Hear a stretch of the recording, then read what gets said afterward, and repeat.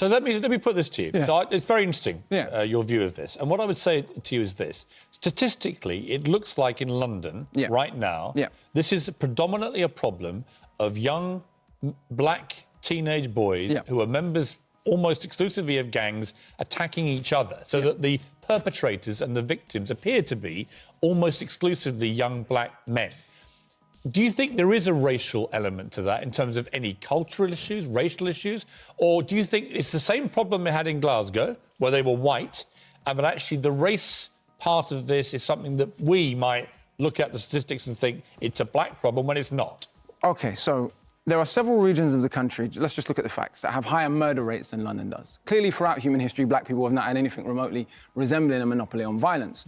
Over the last few years, some of the most horrendous knife attacks, both the victims and the perpetrators, have been white, and they've not been from London, including a 13-year-old girl stabbed to death in Southampton, a 16-year-old stabbed to death in Dinnington, a 7-year-old girl stabbed to death in York, a 5-year-old stabbed to death by its own mother in Oxfordshire. When both the perpetrator and the victims are white, race suddenly becomes unimportant.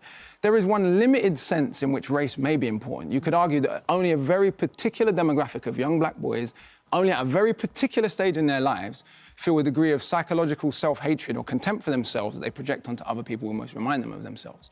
However, the black-on-black violence paradigm, so-called, is never used in that way as a kind of psychological self-hatred model.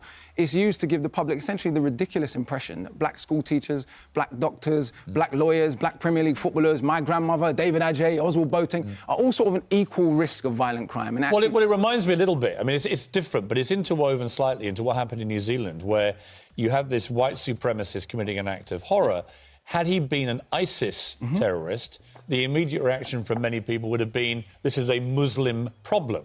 Because he's a white supremacist, I've not heard people say, this is a white person problem. Well, precisely. We have enough trouble getting what I'm going to call the racial virtue signalling right-wing press to call white supremacist terrorists by their proper name, let alone to force all white people to explain the bad actions of all other white people. For example, you will never be called upon to explain that not all middle-aged white men are paedophiles, despite the fact that hundreds, maybe thousands of them are convicted of sex offences every year, because it's self-evident that not all middle-aged white men are paedophiles.